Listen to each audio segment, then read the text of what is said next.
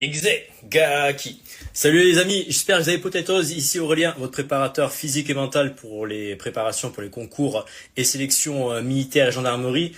Je travaille en l'occurrence avec des instructeurs de diverses unités, que ce soit première PIMA, commando marine, GIGN, BRI, etc. Et aujourd'hui, les amis, on va aborder le leadership, un sujet que j'affectionne tout particulièrement.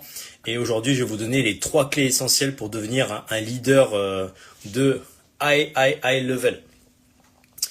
Avant de commencer, n'hésitez pas à me dire de quelle ville vous êtes. Dites-moi dans le chat si vous êtes de Bordeaux comme moi ou si vous êtes aussi Légion étrangère. Oui, je fais aussi la Légion étrangère. Yeah, Tanguy, incroyable.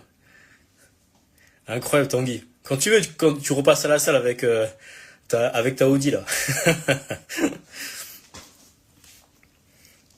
Ah, ça fait un moment, les gars, que j'avais pas fait de live. Là, je suis inspiré. Je vais vous faire un cours, une masterclass sur leadership. Prenez un papier et un stylo, ça va envoyer du poney aujourd'hui, je vous le dis, les gars. En Ardèche, Tel Aviv, wow, incroyable. Il y a des viewers et ils sont même pas en France. C'est lunaire. Il y aura une rediff sur Spotify ou Insta, peut-être, je sais pas. Parce qu'à chaque fois on me pose la question et des fois ça arrive que le live plante à la fin et du coup je peux pas le récupérer et je peux pas le mettre en replay. Donc je te recommande d'assister du début à la fin. Alors Diego, je répondrai à ta question, garde-la juste après. Si vous avez des questions, les amis, sur les concours et sélections pour le monde militaire, gendarmerie, force spéciale, je répondrai par la suite. Il n'y a pas de souci. Donc on a eu Tel Aviv, Ardèche. Incroyable tout ça. Ok les amis, dites-moi si vous êtes chaud pour que je vous envoie la pépite aujourd'hui sur le cours leadership, comment devenir un leader, les 3 clés essentielles. Dites-moi dans le chat si vous êtes chaud et si vous avez pris un papier et un stylo aussi. Et après je vous balance les bangers.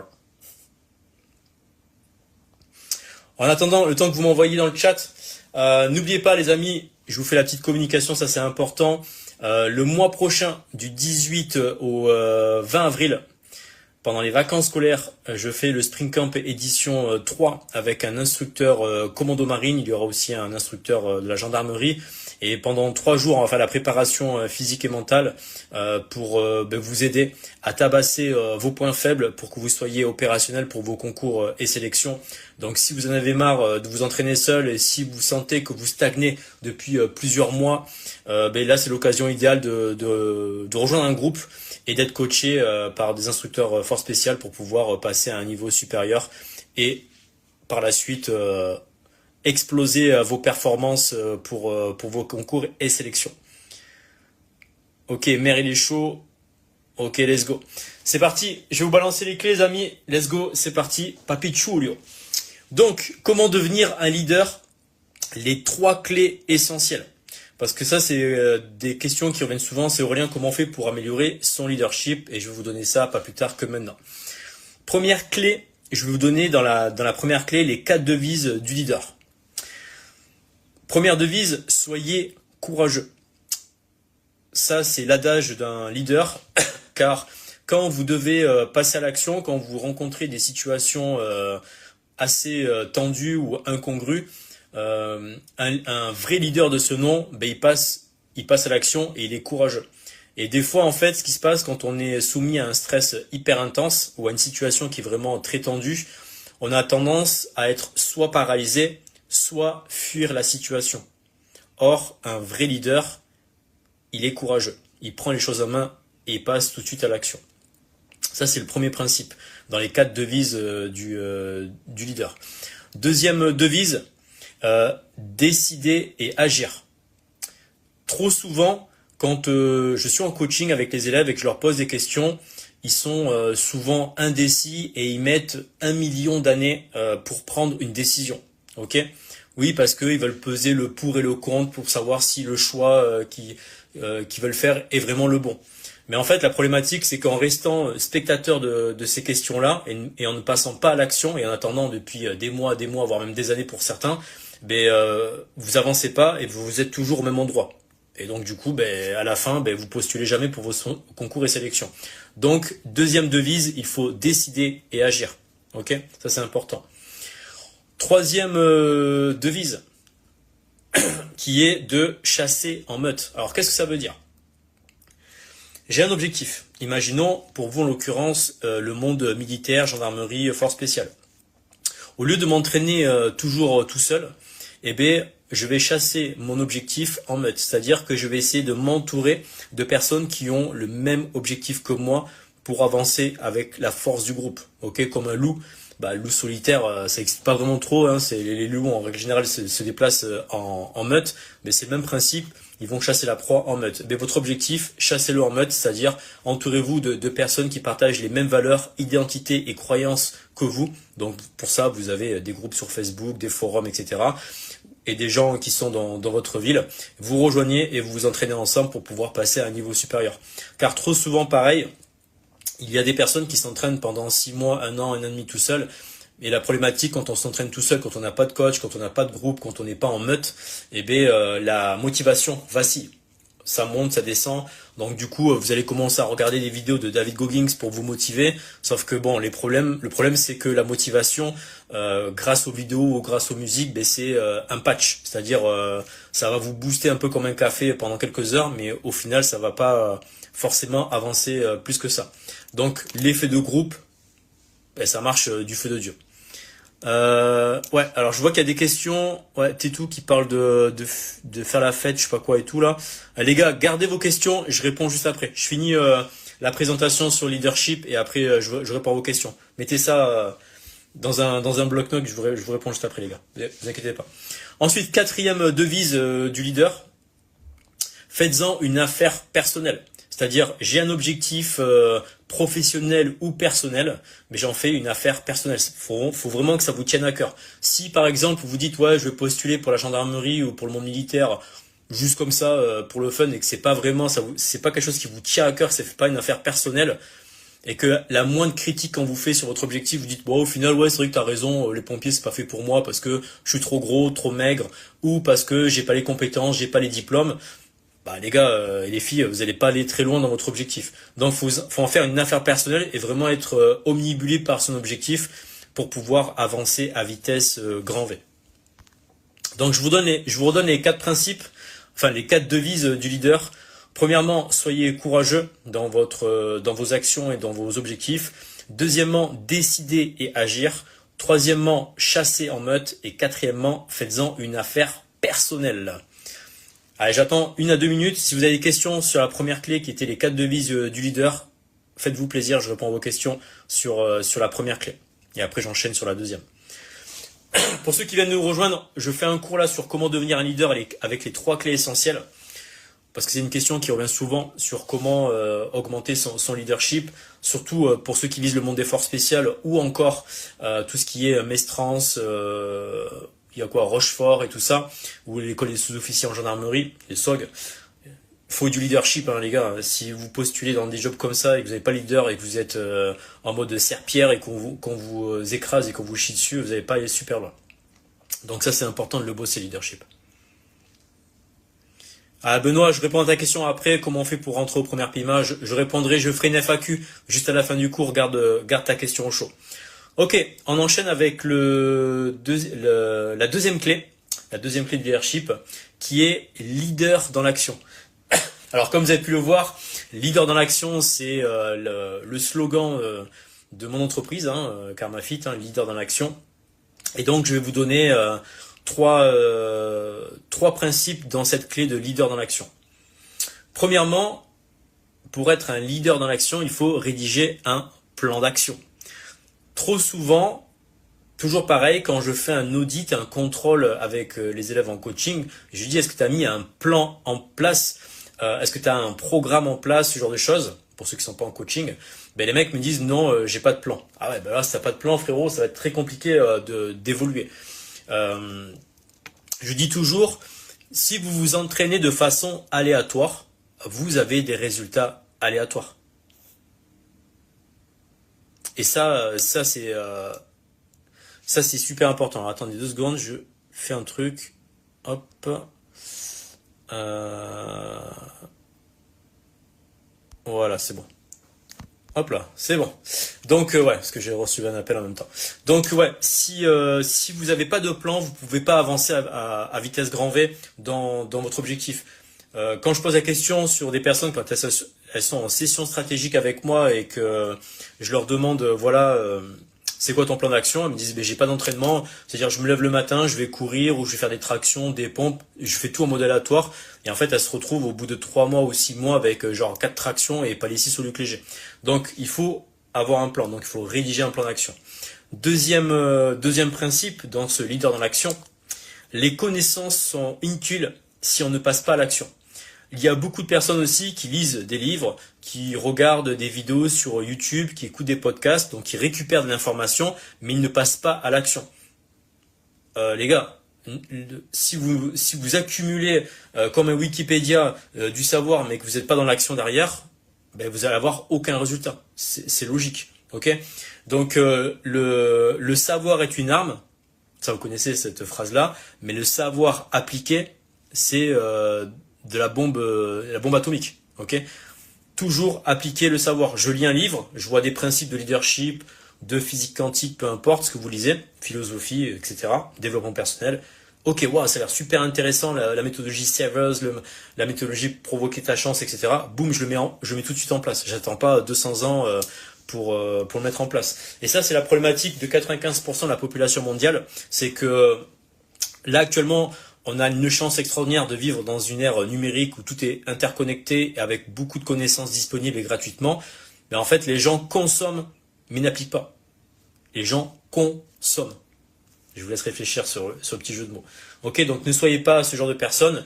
Les connaissances sont inutiles si on ne les met pas en action.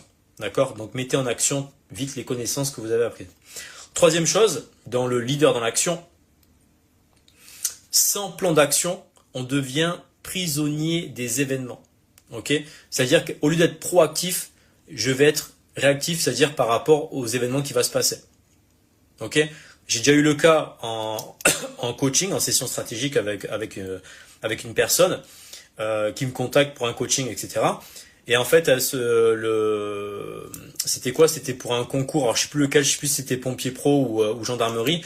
Et en fait, elle se fait prendre au dépourvu en disant voilà, ben là t'as le concours dans genre 2 mois.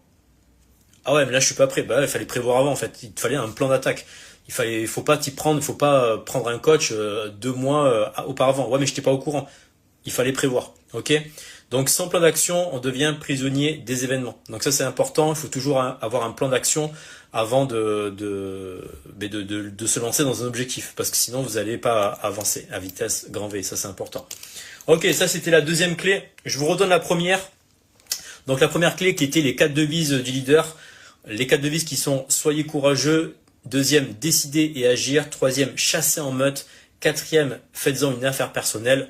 Ensuite, la deuxième clé, leader dans l'action, rédiger un plan d'action. Les connaissances sont inutiles si on ne les met pas en action. Et troisièmement, sans plan d'action, on devient prisonnier des événements.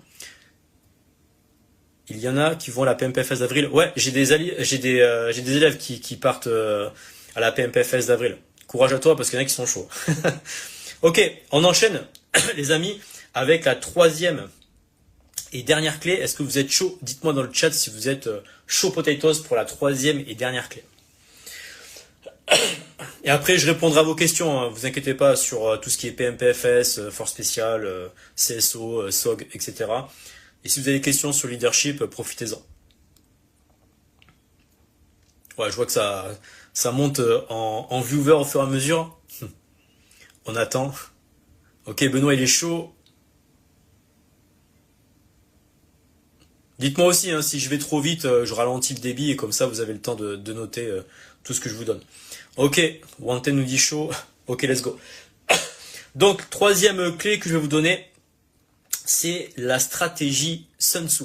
Dans Sun Tzu, je vous inviterai à lire son livre, qui a écrit un livre, alors c'est pas lui personnellement qui l'a écrit, voilà, enfin je vous laisserai regarder. Sun Tzu qui a écrit un livre qui s'appelle L'art de la guerre, d'accord?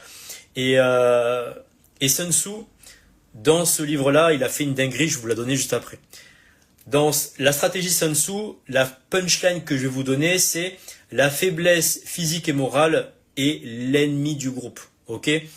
quand vous êtes leader d'un groupe, vous ne devez pas tolérer la faiblesse physique et, émotionnelle, morale, spirituelle, peu importe tous les pans que vous voulez travailler. Pourquoi? Parce que une personne qui est faible dans ces domaines-là va être comme un cancer en fait au sein d'un groupe. C'est-à-dire si par exemple une personne est forte physiquement mais mentalement c'est une chips, et ben en fait si elle commence à chialer, pleurer, se plaindre, râler, etc. Ben en fait ce qui va se passer, ça va faire un effet domino dans le reste du groupe et tout le monde va être au diapason par rapport à cette personne qui est faible et médiocre dans le groupe. Ok? Et vous, en tant que leader du groupe, c'est de renforcer ça. Alors bien sûr, il y a plusieurs stratégies. Il y a la stratégie de l'écoute, hein, voilà, je vais écouter la personne, comprendre ses problématiques et l'accompagner. Il y a la stratégie du dictateur.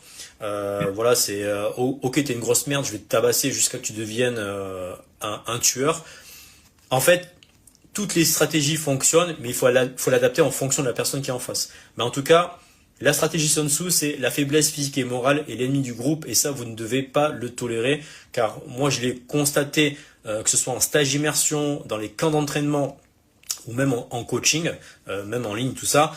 Dès qu'il y avait un mec ou une meuf qui était vraiment trop faible physiquement, mentalement, émotionnellement, spirituellement, intellectuellement, ben ça a impacté tout le reste du groupe et en fait c'était plus le boulet du groupe. Ok? Donc ça, faites très attention, vous ne devez pas le tolérer. Alors, pourquoi je vous parle de Sun Tzu? Ben Sun Tzu, les amis, écoutez bien, il a fait une dinguerie intergalactique. Écoutez bien la dinguerie. C'est un ouf, c'est un ouf. Donc Sun Tzu, ça date d'il y a 2500 ans de ça quand même les gars. C'est pour vous remettre dans le contexte.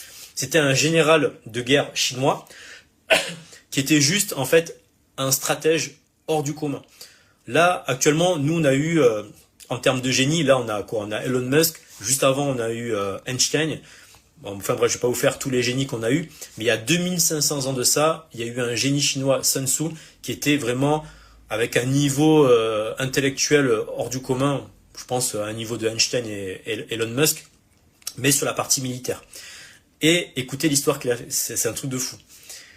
Un jour, il est dans le palais de l'empereur, en Chine, et l'empereur lui pose la question suivante. Il lui dit, Sun Tzu, explique-moi comment ça se fait qu'à chaque fois que tu pars en campagne de guerre, tu déboîtes tout le monde.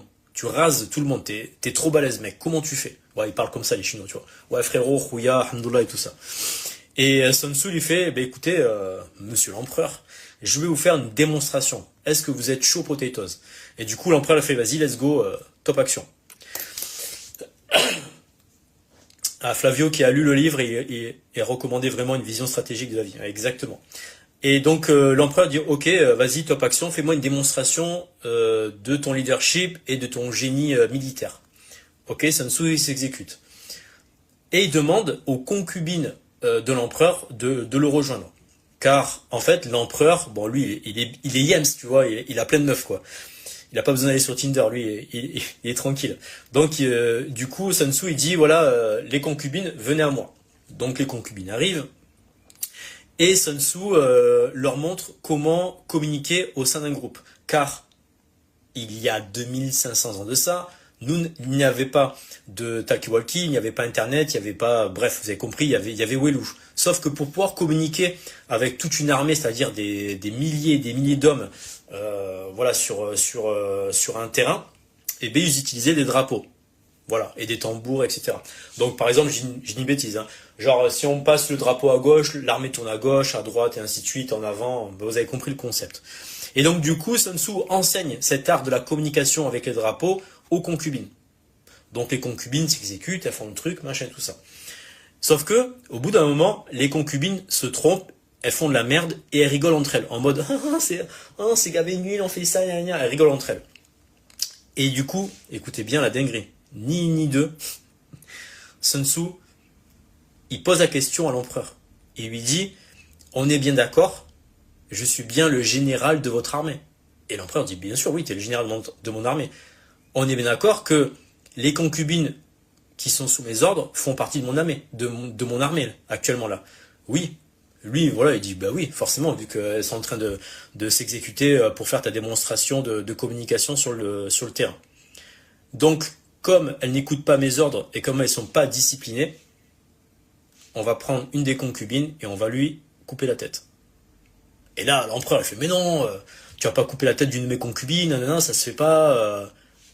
On est bien d'accord que je suis le général de votre armée. Oui, on est bien d'accord que les concubines font partie de mon armée. Oui, donc du coup, on va exécuter mes ordres et on va les couper la tête. Les gars, si ça c'est pas du putain de leadership, je sais pas ce que c'est. Faut vraiment avoir des bols d'acier pour dire à l'empereur, les yeux dans les yeux, je vais couper la tête d'une des concubines parce que elle se foutait de ma gueule et elle appliquait pas correctement les consignes. Ça, c'est du leadership. Beaucoup de gens veulent être calife à la place du calife. Mais ce qui est intéressant, c'est que les gens ne comprennent pas forcément le poids du leader qu'il y a sur ses épaules. C'est-à-dire que chaque action que va prendre le leader a des grosses répercussions, notamment pour vous, hein, dans le domaine de l'armée et aussi dans le domaine de la gendarmerie, parce que ce sont des métiers d'armes. La moindre faille dans votre leadership, dans les actions et dans les prises de commandement, ça peut avoir des répercussions qui sont dramatiques. Des vies qui sont en jeu, les camarades qui peuvent être blessés, voire pire, tués.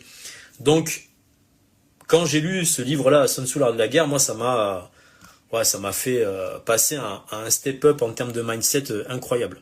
Mais il n'y a pas que lui, il y a aussi Trump actuellement. Je vais pas faire un live sur Trump tellement qu'il y a des choses à dire d'intéressant sur lui, parce que j'adore sa façon de l'idée, même si il y en a beaucoup qui sont anti-Trump. Mais il y a beaucoup de choses à récupérer dans son leadership. C'est pas pour rien qu'il a été élu 2 fois président des États-Unis. S'il n'avait pas de leadership, il serait pas président, les gars. Voilà. Donc j'ai terminé pour ce cours de leadership. Si vous avez des questions par rapport à ça, profitez-en, car je ne reviendrai pas là-dessus. Et après, si vous avez des questions aussi FAQ, voilà, sur tout autre sujet, que ce soit pour les concours et sélections dans le domaine de la gendarmerie, militaire, force spéciale, faites-vous plaisir, je réponds avec enthousiasme.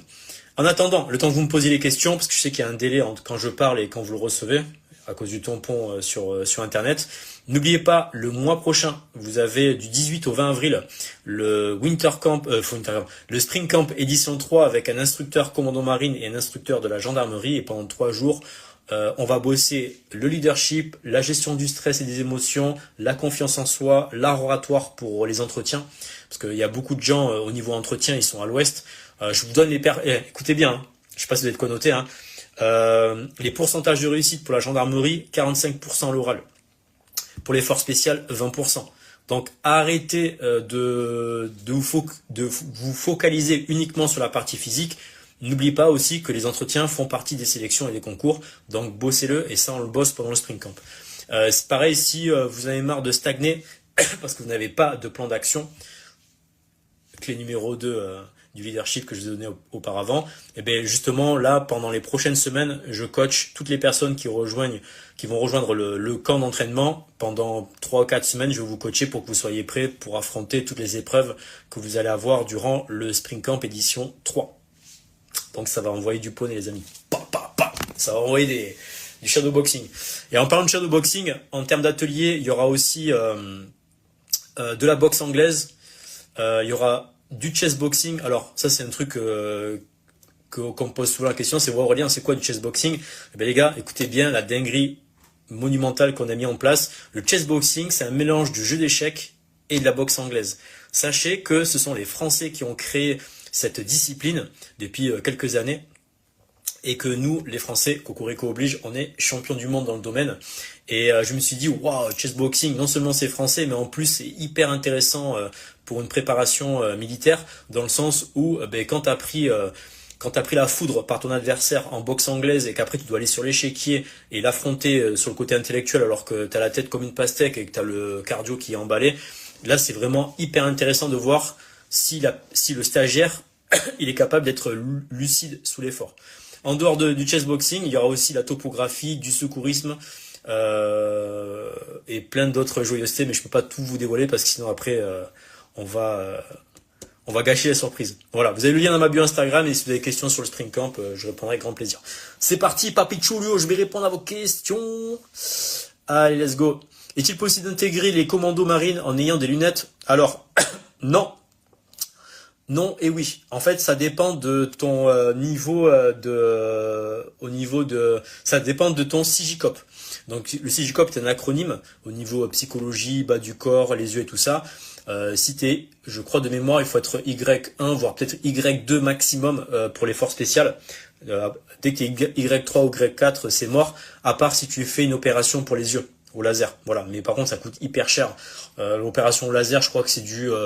de mémoire peut-être 2 ou 3 000 euros par œil, donc ouais ça pique un peu, mais bon après si c'est ton objectif faut faire des sacrifices. J'ai beaucoup d'élèves d'ailleurs qui ont fait des opérations laser pour être Y2 ou 1 pour qu'ils puissent passer le CJCOP. Donc si t'es myope et astigmate, t'es obligé de faire enfin ça dépend du degré de ta myopie et de ton astigmate pour faire l'opération laser. Mais là c'est pas mon domaine, je vais pas m'étendre là-dessus plus que ça. Matt, y aura-t-il une rediffusion? Je ne sais pas. Combien la gendarmerie? Ah oui, pour l'oral, c'est 45% de réussite à l'oral.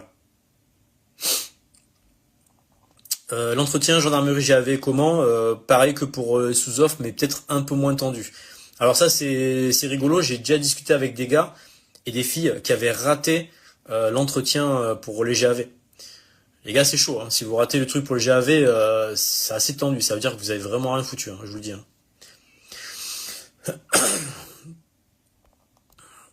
PMPFS, tu peux en parler, Ben, mais pose-moi la question, sois plus spécifique, parce que la PMPFS, peux-tu en parler? Sur quoi exactement? En plus, j'ai fait un podcast là-dessus sur la PMPFS. Faut-il avoir 18 ans ou plus pour intégrer le Spring Camp?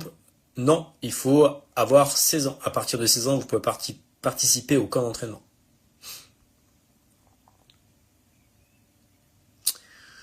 Tu en penses quoi des spéciales de la SFG, des forces spéciales belges? Je n'en pense rien parce que j'ai pas fait de recherche là-dessus plus que ça, mais je présume que ça doit être une super unité vu que ce sont des forces spéciales.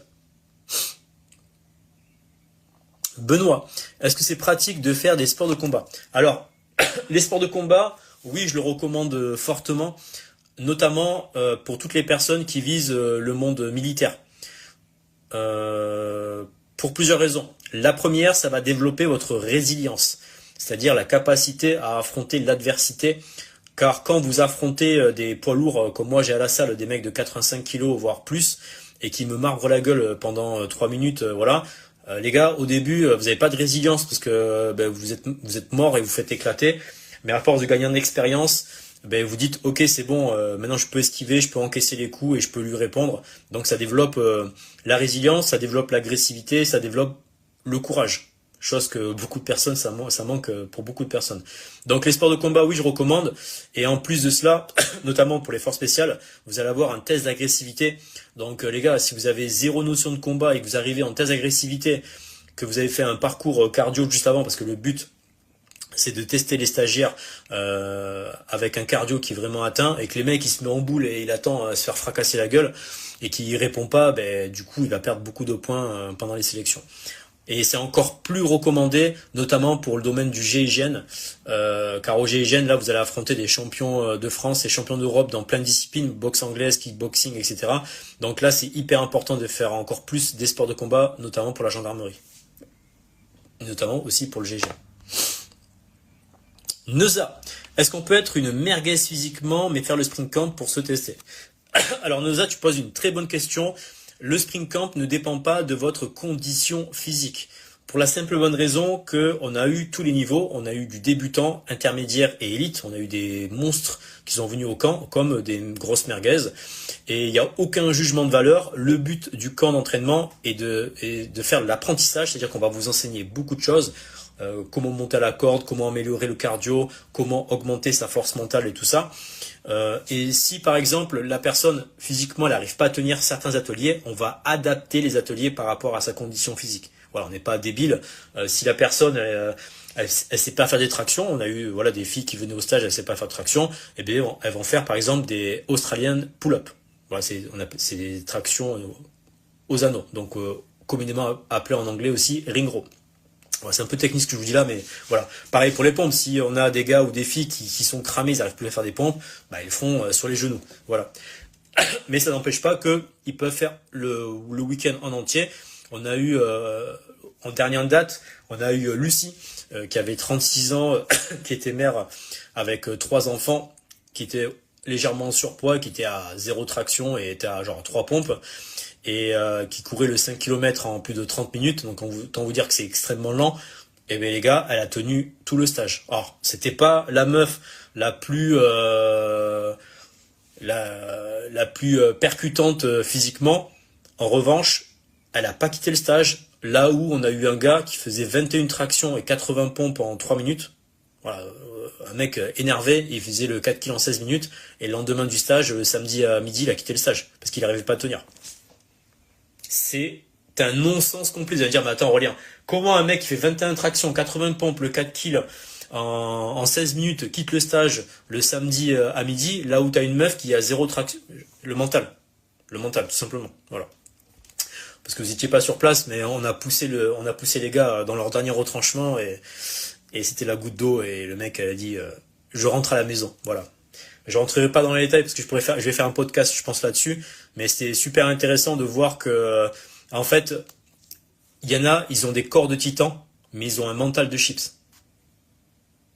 Et d'autres, ils ont un mental de titan, un corps de chips. Et en fait, on s'est rendu compte avec l'équipe, mais ça je le savais depuis des siècles, que le mental fait tout.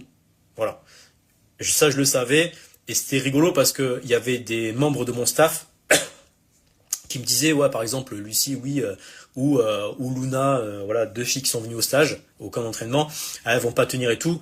Et moi, je leur disais, les gars, j'ai étudié leur profil psychologique parce que je fais je fais un profilage psychologique sur les élèves et ils doivent répondre à un questionnaire et ça me donne un profil, etc. Et en fait, rien qu'avec le profil et leur attitude, je leur dis, mais les gars, je vous jure, elles quitteront jamais le stage. Seulement sur blessure grave.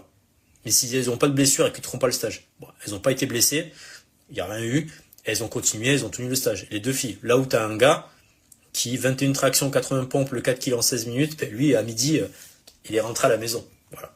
Hein, j'ai un peu mal à la cheville, je vais rentrer. Bon, écoute, prends tes affaires, bye à Dubaï, quoi. J'ai pas le temps de, je vais pas garder des mecs comme ça, quoi. Ok, prochaine question. C'est quoi les performances moyennes à la PMPFS sur le sport? Alors, je vais vous donner le barème sur 3 minutes, parce qu'il y a plusieurs barèmes, et je vais pas vous donner tous les barèmes, sinon on va pas, je vais faire un live spécial PMPFS. Donc, en 3 minutes, il faut être à 25 tractions, 66 pompes, le 4 km en 16 minutes, et les 3 minutes d'abdos, il faut en faire au moins 80. Voilà pour les barèmes pour la PMPFS.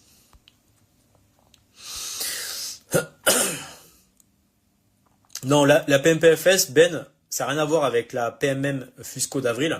PMPFS, ça veut dire préparation militaire parachutiste force spéciale. Ça dure 2 semaines et c'est réservé uniquement aux personnes de l'armée de terre, notamment ceux qui veulent aller au premier PMA, c'est obligatoire pour eux, et pour le 13e RDP qui n'est pas obligatoire pour le 13e RDP, qui est optionnel.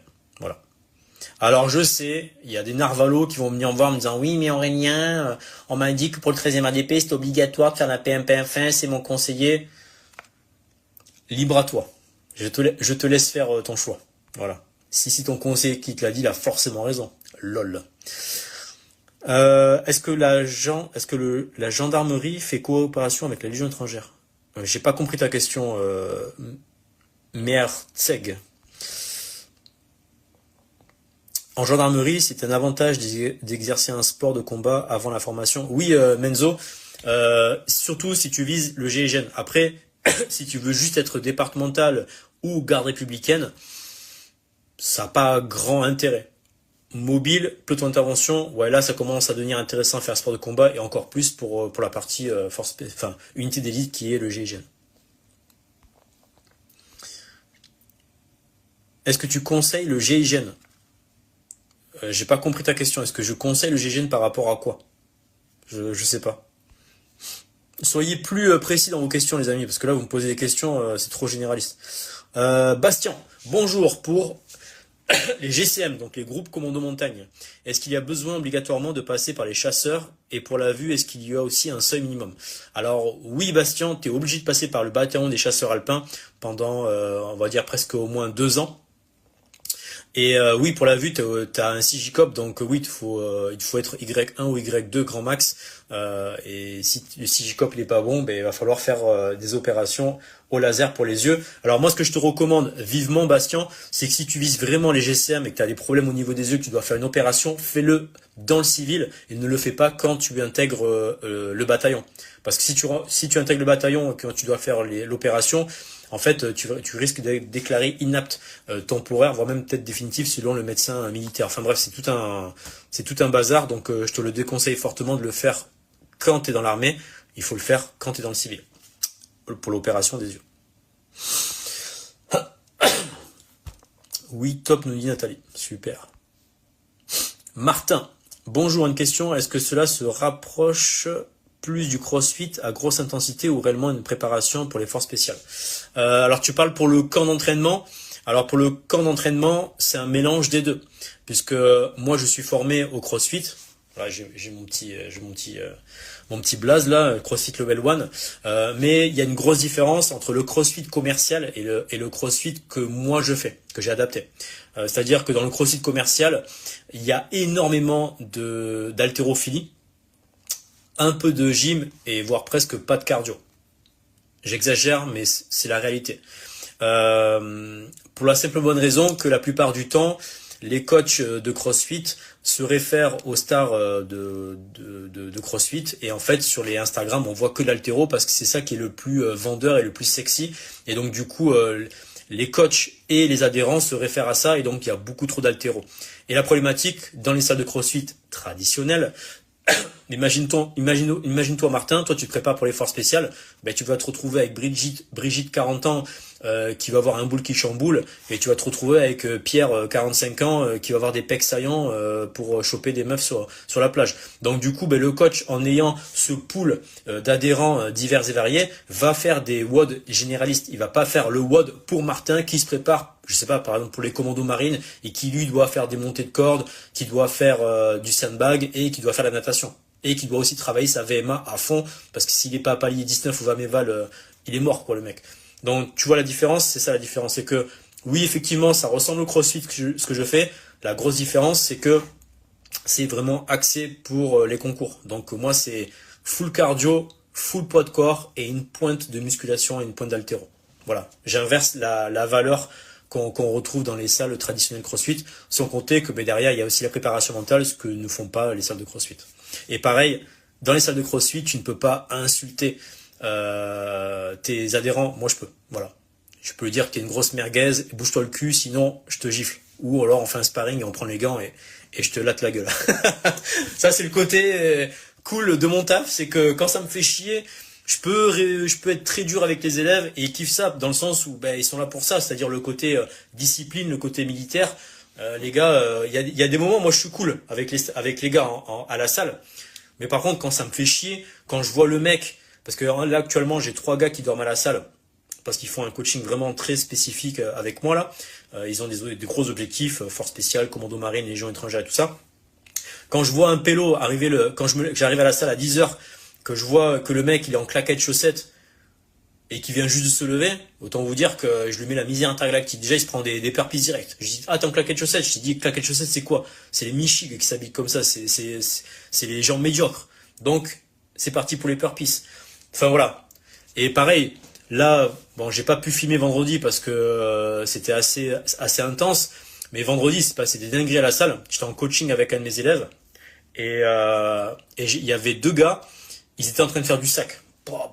30 minutes de sac sous forme de EMOM, toutes les 3 minutes, ils repartaient pour un tour et tout ça. Et en fait, sur le dernier round, au lieu de taper, comme ça, tu vois, les mecs, ils tapaient, j'entendais rien. Genre, j'étais en train de discuter avec un autre de mes élèves, un gendarme que je coach, et je me retourne, ils finissent leur round, les mecs, bon, ils avaient transpiré, mais il n'y avait pas cette rage de dire, ok, c'est le dernier round, et je vais tout donner, tu vois. Et là, je les ai regardés, je dis, les gars, vous foutez de ma gueule. C'est ça le dernier round que vous avez fait.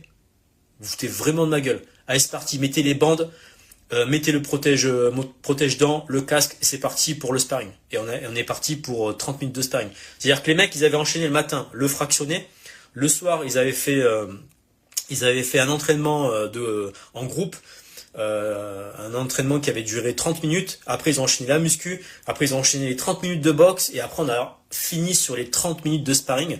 Et autant vous dire que j'ai dit les gars, je vais vous détruire parce que là vous m'avez saoulé à faire les Mongoliens, à caresser le sac. Là c'est pas l'attitude que je veux voir ici à la salle. Et en fait ce qui s'est passé, j'ai eu un de mes élèves en fait, bon il est débutant à la boxe, voilà, et quand j'ai dit les gars je vais vous détruire, il a eu vraiment eu peur, et j'ai vraiment vu la peur dans ses yeux. Et au moment où je lance le chrono, il me regarde, il fait non non, je veux pas faire le sparring avec toi, tu vas me détruire, tu vas je vous dis pas le truc parce que sinon après ça va être ban sur Instagram. Et je dis mais t'es sérieux toi? Tu vises les forces spéciales et t'es en train de me tourner le dos et t'as peur de quoi? Je vais pas te tuer. Non non, tu vas me détruire et tout. Et au final, je l'attrape et tout, je le mets au milieu de la salle, je dis allez, vas-y, on se bat et tout, c'est bon, arrête de faire ta pipe, là, on y va, tu vois. Et du coup, on commence à se battre, et en fait, il a commencé à péter les plombs, c'est-à-dire qu'il a commencé à s'insulter lui-même en me disant ouais, je suis un fils de nanana, je suis un nanana, vous avez compris, et je le râle, j'ai dit ok, c'est bon, j'ai compris. En fait, là, il est plus du tout lucide. Là, il est en train de monter dans les tours au niveau émotionnel, il n'arrive pas à se contrôler, parce que moi, j'ai déjà vécu ça en sparring, hein. J'ai affronté des gars qui étaient extrêmement forts à la boxe, à la salle, et ils m'ont détruit et j'ai réagi à peu près de la même façon que lui, sauf que moi comme j'ai plus d'expérience et de contrôle sur mes émotions, j'ai réussi à me contenir jusqu'au dernier moment et après j'ai craqué. Sauf que lui dès le premier round il avait déjà explosé comme un popcorn au niveau émotionnel et là il a commencé à me tabasser. En plus cet enfoiré il avait des gants de 10 Oz. Donc ceux qui ont pas la ref, les 10 Oz c'est des gants qui sont hyper minces, donc les moindres coups que tu prends même dans la garde tu le sens venir. J'ai de la chance, j'étais plus lourd que lui de 13-14 kilos, donc ça va, je pouvais encaisser. Les gars, j'ai pris la foudre, mais comme jamais. Le mec, il me latte. Et à un moment, je me suis mis contre un mur, j'ai laissé travailler pendant le round de 3 minutes. Pendant 2 minutes, j'ai pas tapé une seule fois. Et au bout d'un moment, quand il m'a collé, il a commencé encore à appuyer. Mais là, j'ai accéléré et là, je l'ai détruit au corps à corps. Je fais et après, je lui ai mis un crochet dans les côtes. Il a mis le genou au sol. Bon, genou au sol, c'est les gars, ça veut tout dire. Hein. Quand t'as pris un crochet dans les côtes, ça te met TKO. Et bon après, il est parti pleurer et tout. Mais c'est pour vous dire que je ne supporte pas la clé numéro 3 que je vous ai expliqué dans le leadership. Je ne supporte pas la faiblesse parce que la faiblesse était un danger pour le reste du groupe. Moi, je me visualise dans le futur. Ce mec-là, il intègre l'armée. Il a peur de combattre en boxe anglaise alors qu'il a le protège-dents, le casque, les gants. Et je me dis, tu lui donnes une arme, il se retrouve devant les Russes, je sais pas, imaginons on part en conflit contre la Russie et que le mec il part sur le terrain, il va faire quoi? Il va jeter son arme et dire non, je me bats pas. Vous voyez? Là c'est très dangereux. Donc c'est pour ça que moi mon job en tant que coach, je suis cool, je suis rigolo, voilà, je sors des blagues, je détends l'atmosphère. Par contre quand il faut bosser, il faut bosser. Sinon moi je vois le futur, ce qui se passe, que le leader est très stratégique, c'est-à-dire il faut voir sur du très très très long terme, parce que les leaders sont instinctifs naturellement.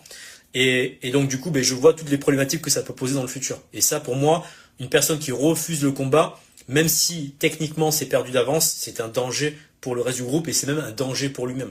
Donc c'est très important de recalibrer ça, de le remettre dans le cadre, de dire t'inquiète pas frérot, t'es en sécurité, bon tu vas en prendre plein la gueule, tu vas être en PLS, c'est normal, c'est mon job, mais par contre t'inquiète pas, je vais pas te tuer. Même si dans mes paroles je te dis je vais te massacrer. C'est fait exprès, c'est pour rentrer dans la tête de l'adversaire. Voilà. Bon, j'ai digressé sur la question de Martin, mais c'était important de faire comprendre les choses par rapport au leadership, l'intensité, la préparation pour les forces spéciales. Neuza, d'accord, ça marche. Le prix, c'est combien environ? Je suis étudiant, mais j'ai vraiment envie de tester. Alors, si tu parles du Spring Camp, c'est accessible. C'est 400 € le camp pour 3 jours de formation en présentiel. Donc, en gros, c'est 120 € d'acompte en ligne et après le reste, c'est en espèces quand t'arrives le jour J. Donc, en gros, c'est un paiement en 2 fois. T'as 3 jours de coaching avec moi, le commando marine et le gendarme. Et t'as aussi 3 semaines de coaching avant le stage pour te préparer physiquement et mentalement. Vous avez vu, je sais pas si vous avez vu sur Instagram, en story, on voit les élèves qui me taguent. Ils sont en train de courir, ils font des pompes, des tractions. En fait, c'est leur entraînement que je leur ai donné pour se préparer pour le camp d'entraînement. Parce que je ne suis pas bête. Je n'envoie pas des gens affronter les épreuves que je vais leur donner sans préparation physique et mentale. Déjà, des mecs qui font 21 tractions, 80 pompes, ils lâchent comme des merguez. Alors voilà, si on part de zéro, c'est un peu compliqué. Mais je dis ça, mais on a eu des filles comme Luna et Lucie qui étaient à zéro dans plein de domaines et qui ont terminé le stage. Voilà. Nathalie, super, merci pour les femmes. Benoît, comment travailler le mental? Comment travailler le mental? Alors, ta question, il faudrait qu'elle soit un peu plus spécifique, mais je vais essayer d'y répondre. Pour travailler le mental, vous avez plusieurs axes de travail. Premièrement, la solitude. What? C'est quoi le rapport, Aurélien, entre le mental et la solitude? Justement, tout à l'heure, j'étais en coaching avec un de mes élèves, via Telegram, on discutait en vocal. Et en fait, la solitude grâce à la méditation. C'est un outil qui est millénaire, qui a plus de 3 millions d'existence, qui a été créé en Inde, en l'occurrence, qui n'appartient à aucune religion, donc que vous soyez chrétien, musulman, juif, peu importe, c'est une technique qui est neutre, ça je tiens à le préciser, parce qu'à chaque fois il y a toujours des secpas qui viennent me voir en me disant oui Aurélien, moi je suis croyant, tu me casses les couilles avec ta méditation, je vais pas appliquer, je me désabonne. À Nuno Fritos, les mecs, ils comprennent rien, laisse tomber. Donc je le répète, c'est une technique qui est neutre, ça n'a rien à voir avec le bouddhisme ou quelconque religion. Donc la méditation va vous permettre de faire une introspection envers vous-même, de comprendre vos émotions, de comprendre la mécanique de votre esprit, et en l'occurrence de pouvoir mettre des patchs sur le mental. Exemple, si je suis quelqu'un qui est extrêmement perfectionniste au quotidien et que j'ai de la colère en moi, le simple fait de pratiquer la méditation, je vais appliquer l'antidote qui est la patience. Et donc du coup, ça me permet de travailler sur mon mental. Je suis moins colérique, j'ai un meilleur contrôle de mon stress face à des situations qui ont tendance à m'énerver ou alors à me faire perdre ma lucidité. Voilà. Première chose, la méditation. Deuxième chose, c'est de vous affronter sur des challenges. Exemple, faire un gros entraînement. Type, dans le CrossFit, vous avez un entraînement qui s'appelle le Murph. Voilà, vous faites le Murph. Si vous savez pas ce que c'est, j'invite les abonnés à écrire le Murph, ce que c'est dans les commentaires, comme ça me permet de continuer à avancer. Vous avez le Murph, sinon vous faites un semi-marathon ou un marathon, vous faites un Ironman, vous grimpez l'Everest comme une ostag, vous affrontez le Spring Camp édition 3 comme Lucie et Luna et comme plein d'autres gars et filles qui sont venus dans les camps d'entraînement se faire éclater la tête par l'équipe d'instructeurs. Bien sûr, dans la bienveillance, on n'est pas là pour faire du mal, juste pour faire du mal. On fait du mal pour pouvoir casser les croyances limitantes et faire exploser le potentiel de la personne. Voilà, on n'est pas là, on n'est pas des sadiques, on n'a pas que ça à foutre. Donc voilà, c'est comme ça qu'on peut travailler le mental, Benoît. T'as la méditation, les camps d'entraînement, les challenges. Sur la partie sport, ça peut être pas mal. Après, bien sûr, il y a énormément de clés, mais là, je partirai carrément sur un live à part. J'espère avoir répondu à ta question. Si tu as d'autres questions sur le mental, essaie d'être un poil plus spécifique, Benoît. Martin, c'est 400 €, mais réglable en plusieurs fois. Exactement. Antoine, est-ce que le métier de fusilier marin se résume-t-il à faire de la protec de bâtiments et de quelques rares OPEX? Antoine, tu as tout résumé dans ta question. Malheureusement, oui, c'est 95% du métier de fusilier marin. Et c'est pour ça que la plupart, je dis bien la plupart entre guillemets, des gens qui postulent pour les fuses tentent le stage co pour pouvoir goûter à plus d'aventures et plus de compétences, plus de matériel et plus d'OPEX. Mais il n'y a que 10% de réussite pour le stage commando marine. Donc courage à ceux qui vont postuler et big up à mes élèves qui sont chez les commandos marines. Je ne vais pas citer les prénoms, mais ils se reconnaîtront si on regarde le live.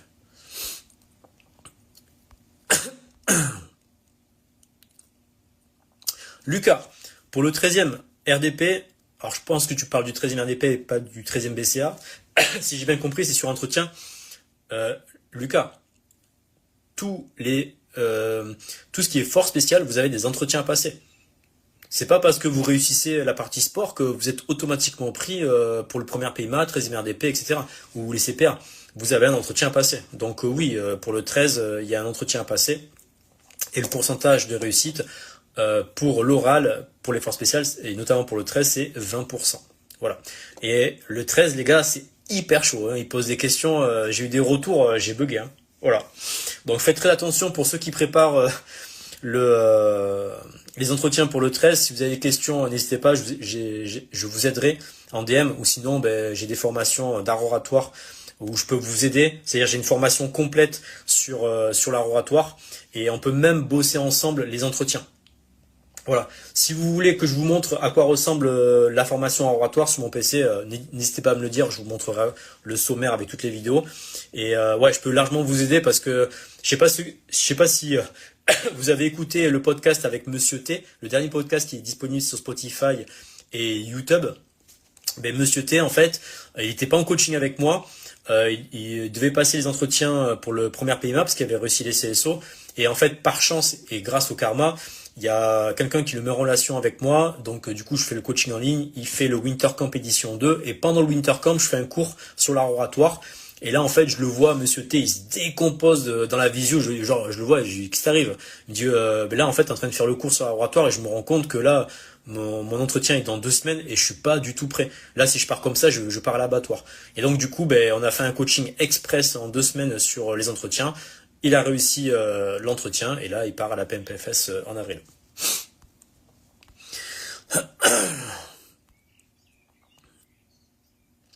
Neuza, les dates ont été annoncées, c'est en semaine ou en week-end? Ah oui, alors pour le Spring Camp, je répète, c'est du 18 au 20 avril, du vendredi matin à 10h au dimanche, on termine à 16h. Et ça se déroule pendant les vacances scolaires. Vous pouvez dormir directement sur place, il n'y a pas de logement à prévoir. Vous pouvez même venir la veille si vous le souhaitez et repartir même le lundi matin et rester un jour de plus à la salle. Vous êtes les bienvenus avec grand plaisir. Le seul truc qu'il faudra prendre en compte, c'est la nourriture. La nourriture, ben, vous avez un Lidl qui est à 150 mètres de la salle. Et voilà, et puis après, ben, ramener un treillis, des baskets, un carnet, un stylo pour pouvoir noter tous les cours, parce qu'il y a beaucoup de cours avec les instructeurs, notamment avec le commando marine, parce que vous avez des cours de secourisme, topographie, il y a beaucoup de choses à noter. Et après, ben, top action. T'as le lien dans ma bio Instagram, Neuza, si t'as des questions sur le Spring Camp, si tu veux réserver, tout est indiqué sur le lien. Salut à toi, Clara, la jeune perfectionniste de l'extrême.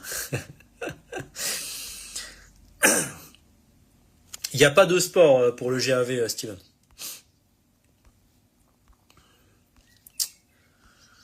Ok, ok.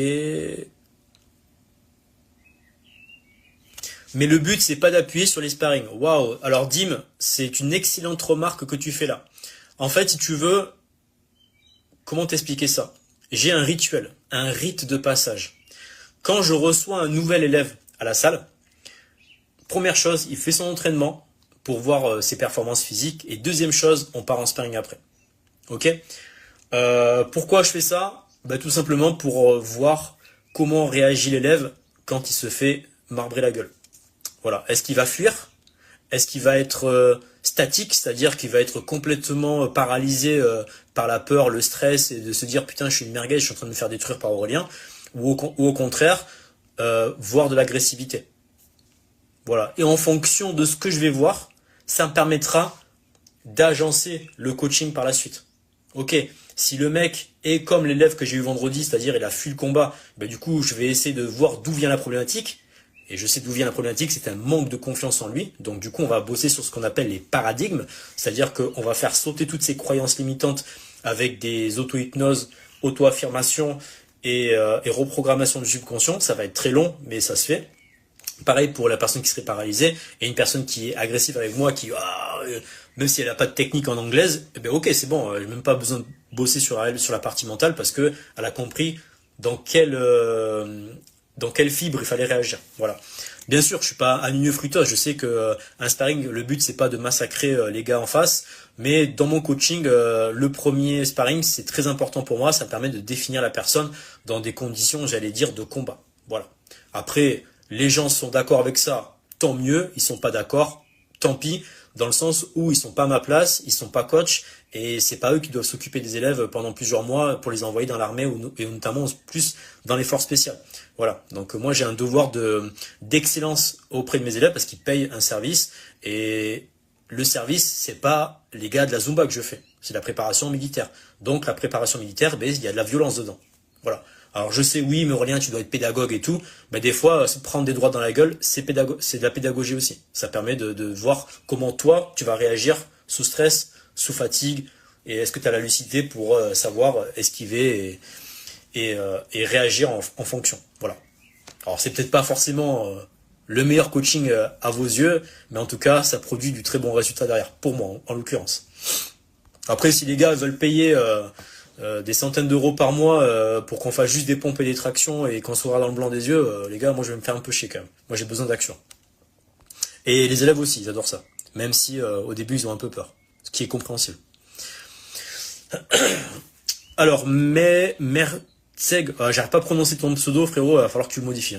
Je viendrai spécialement à la France pour la préparation. Alors, quel est le temps moyen de préparation? Ah, ok, d'accord. Donc, t'es étranger.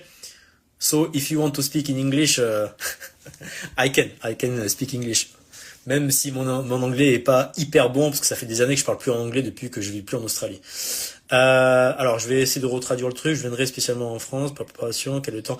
Alors, en fait, si tu veux faire la préparation physique et mentale pour la Légion étrangère, tu n'as pas forcément besoin de venir en France. On peut le faire en ligne, à distance. Je peux te coacher à distance. Et une fois que tu es prêt physiquement, ben, tu viens passer les tests à Aubagne. Et après, ben, top action pour la Légion étrangère. J'espère que tu as compris ce que je voulais dire. Sinon, je te le fais en anglais. Mais les gars, si je parle en anglais, là, vous allez rigoler. Je parle tous les jours avec Nick Goldsmith, le commando marine, avec qui j'ai travaillé pour le stage Immersion 11. Autant vous dire que heureusement qu'il est bilingue et qu'il parle français, parce que des fois, je fais des fautes, ça fait saigner les oreilles.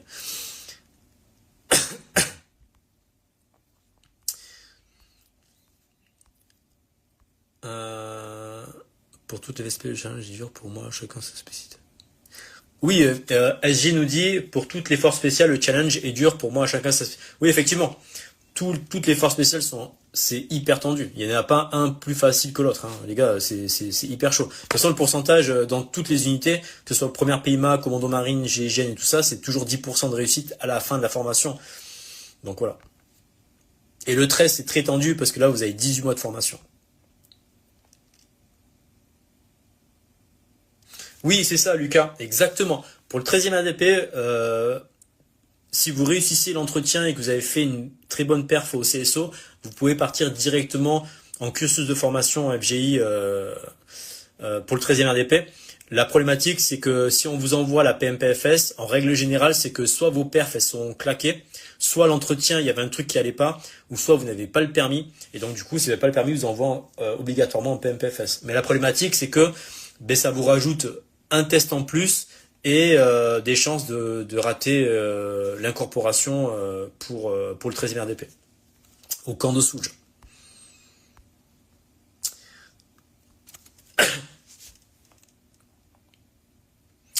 Après avoir intégré un escadron de gendarmes mobiles, est-il possible de directement demander le pays? Quels sont les barèmes des sélections du pays? Je ne trouve pas les circulaires. Là, il faudrait que je pose la question à mes élèves qui sont GMPI. Faudrait que je leur pose la question parce que là, ça fait tellement longtemps que j'ai pas préparé des gars pour le pays que j'ai pas toutes les informations. Donc, reviens vers moi un peu plus tard, Antoine, ou tu me les envoies en DM ta question et je demanderai à mes élèves qui sont au pays pour les barèmes. Et combien de temps il faut attendre après avoir fait l'incorpo en GM pour passer les tests BI. Je présume que ça doit être assez rapide, que tu ne vas pas attendre 3 ans pour passer le pays. Mais dans tous les cas, tous les élèves que j'avais coachés pour le pays, ils ont tous réussi haut la main. Parce qu'ils avaient une bonne préparation. Très bonne évaluation. Le 13 est plus dur que le premier. Alors Lucas, c'est pas aussi simple que ça de dire plus dur ou plus facile. C'est plus complexe. Pourquoi? Parce que déjà le 13e RDP, c'est 18 mois de formation. Et deuxième chose, il faut être aussi bon physiquement parce que vous allez avoir ce qu'on appelle le menhir. C'est un sac qui pèse entre 60 et 80 kilos que vous allez devoir porter à peu près sur 10 à 12 km. C'est à peu près la moyenne quand on porte ces sacs-là parce qu'on ne peut pas faire plus. Non seulement il faut être bon ce genre de choses et aussi creuser des caches pendant une nuit entière, mais aussi sur la partie intellectuelle. Voilà. Et la problématique, ben, c'est que si vous n'êtes pas bon physiquement, ben, vous allez subir le cursus de formation et du coup vous allez partir parce que moralement vous allez avoir une fissure du mental, une fracture du moral. Et si intellectuellement ben, vous suivez pas, genre par exemple en anglais vous êtes une quiche, en morse, en communication vous n'êtes pas bon, enfin bref dans topographie vous n'arrivez pas à vous repérer et à apprendre aussi tous les armements à l'étranger, tout ça. Ben en fait à chaque fois que vous allez passer des contrôles avec des notes, ben vous allez avoir des notes de merde et après ils vont vous dégager par rapport à ça. Donc c'est pour ça que c'est ça qui est chaud au 13, c'est qu'il faut être très bon physiquement mais aussi très bon intellectuellement. SG qui me dit, qui nous dit, mais tu as tout à fait raison de savoir les réactions et la dureté des élèves. Merci SG. Steven, d'accord, j'aurai des questions à te poser, je t'enverrai ça en privé. Ok, avec plaisir. Neuza, pour faire du sport à la salle, dans le but de s'engager il faut passer un entretien pour faire du sport à la salle dans le... Oui, alors si tu parles de ma salle à moi, si c'est juste pour du coaching comme ça et que tu veux t'engager après, je sais pas, pour la police, gendarmerie, oui, il y a un entretien quand même à passer pour voir déjà ton profil, voir tes problématiques et après travailler ensemble pour mettre un programme qui va permettre de neutraliser, j'allais dire, tes points faibles pour que ça devienne tes points forts et que tu puisses après postuler pour ton concours en toute sérénité et pas en te disant ah mince, je suis une merguez en traction, ah mince, je suis que palier 7 au Luc Léger et pour rentrer chez les pareils, il faut que je sois 10. Bon, Inch'Allah, j'y vais au talent et on verra. Ouais. Bon les gars, si vous faites ça, autant vous dire que vous êtes mort dans le game. Donc oui, il y a un entretien à passer avec moi. Pas pour les camps d'entraînement, parce que les camps d'entraînement, de toute façon, on fera les tests ensemble. Mais si c'est pour bosser avec moi à la salle ou en ligne, oui, il y a un entretien. Merci Charles pour la réponse. Il me dit 8 tractions pour le pays.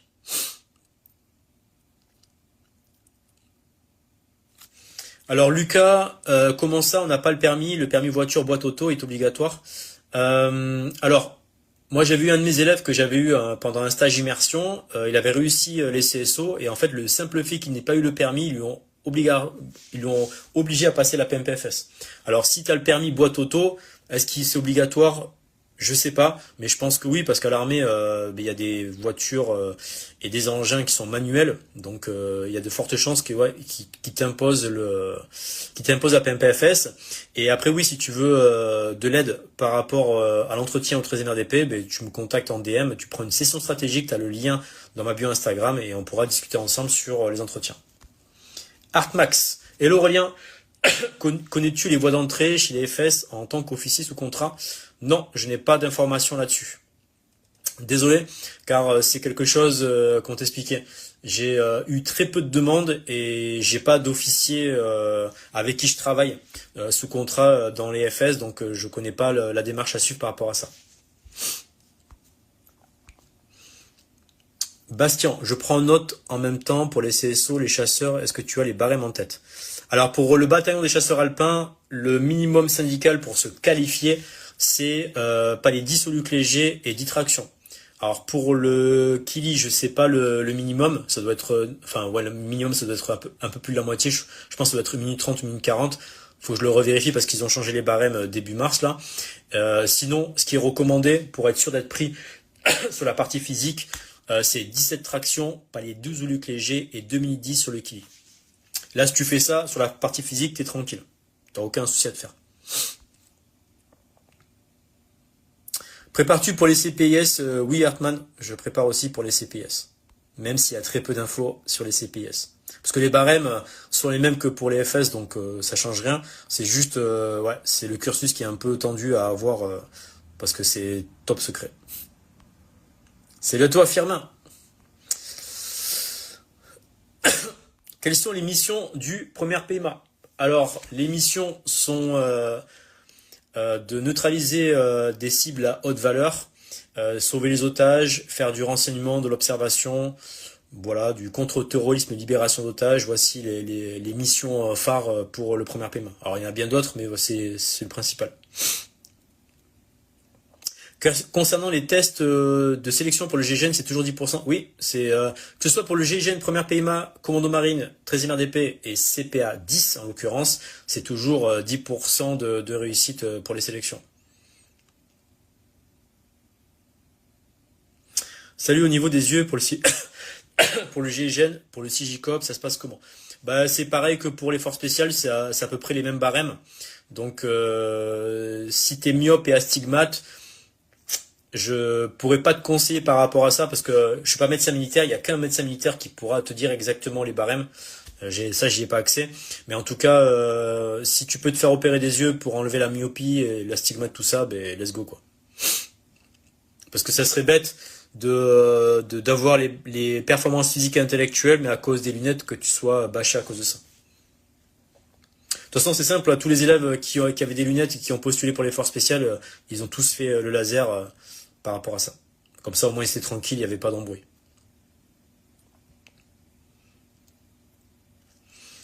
Putain les gars, et je vous ai fait un cours sur leadership, j'ai eu 0 question sur leadership. Incroyable. Vous m'avez posé plein de questions en dehors du leadership. Putain, je vais faire que des FAQ la prochaine fois, je vous le dis. Hein. Et ça serait à faire avant d'entrer. Oui, Menzo, si vous faites une opération laser pour les yeux, faites-le avant. Pourquoi? Parce que en fait, pendant plusieurs mois, vous serez inapte pour pouvoir postuler. Et même, j'ai eu des retours de personnes qui s'étaient fait opérer des yeux quand ils étaient dans les régiments, l'armée, tout ça. Et ça s'est très mal passé avec le médecin militaire et tout. Ils ont été déclarés inaptes, pas définitifs, mais temporaires. Et du coup, enfin bref, c'était un bordel. Donc faites-le avant. En ayant une scoliose de 11 degrés, ça reste possible de s'engager. Je peux pas te dire, je sais pas, enfin je me rappelle plus du degré exact pour les scolioses. Mais en tout cas, toujours est-il que si tu portes un corset, si tu fais de l'ostéopathie, tu peux gratter quelques degrés, voilà, pour être dans la norme par rapport au CIGICOP. Mais là, c'est en dehors de mon ressort. Alors Benoît, est-ce que le premier PMA part beaucoup en OPEX? La question, c'est clair que c'est un grand oui, avec un O majuscule. Parce que vu combien coûte un opérateur à former, t'inquiète pas qu'il reste pas qu'au régiment à faire que du tir et à se regarder dans le blanc des yeux. C'est-à-dire que dès qu'il y a la moindre mission, c'est les premiers à partir. Et heureusement d'ailleurs. Vu le prix que ça coûte les formations pour les forces spéciales, c'est incroyable. J'avais fait le calcul avec François Gilbert du GIGN, quand on travaillait ensemble, et c'est plusieurs centaines de milliers d'euros, hein, les formations. Ok les loulous, je vais répondre à quelques dernières questions, et après je vais décoller.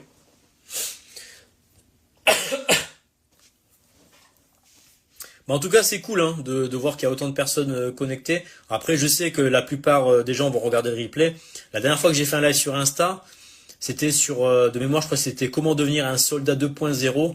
Et il y a eu 17 000 personnes qui ont regardé le replay. Ouais, c'est incroyable. Ça, c'est fou. Alors, j'espère qu'il y aura autant de personnes pour le leadership. Sinon, on repart sur le soldat 3.0 cette fois-ci. Alors, en attendant que vous posiez les questions, les amis, n'oubliez pas, le mois prochain, du 18 au 20 avril, pendant les vacances scolaires, vous avez le Spring Camp édition 3 avec un instructeur commando marine et un instructeur de la gendarmerie. On va faire la préparation physique et mentale pour vous préparer pour les concours et sélections gendarmerie, militaire, force spéciale. Tous les niveaux sont acceptés, mais attention, les camps d'entraînement, les gars, ça tabasse. Il faut le prendre au premier degré, ça.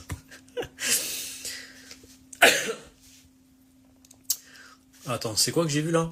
Je fais de la natation et tous les matins, avant d'aller en cours, je fais des étirements. Super, excellent, Noza, c'est une très très bonne routine. Est-ce que l'hypermétropie est éliminatoire concernant les fesses? Je ne pourrais pas répondre à ta question, Antoine, car je ne suis pas médecin militaire et je n'ai pas les compétences pour répondre à cette question-là, malheureusement. SG65 nous dit, moi je te suis sur KarmaFit et franchement c'est top, bravo à vous pour votre travail. Merci, merci pour ton soutien SG. En tout cas, sachez que je travaille dur de mon côté pour vous faire des stages et des camps d'entraînement de qualité. Voilà, donc hâte de vous voir dans les camps, dans les stages et en coaching avec moi. C'est quand le prochain camp? Le prochain, c'est du 18 au 20 avril. Et après le Spring Camp, il y aura le Summer Camp. Ça sera cet été. Je ne sais pas si je le fais en juillet ou en août. Je ne sais pas si je le ferai avec un membre du premier PMA, commando marine ou d'autres unités ou 3e RDP. Voilà, je verrai sur le moment venu. J'ai pas encore mis le plan en place pour le Summer Camp. Et pareil pour le stage immersion, j'ai pas du tout les dates encore. Tong. VN, bonjour, vous êtes de quelle origine? Alors j'ai exactement 9 origines, parce que j'ai fait un test ADN quand c'était encore autorisé en France, maintenant c'est interdit. Donc j'ai 50% forcément asiatique et 50%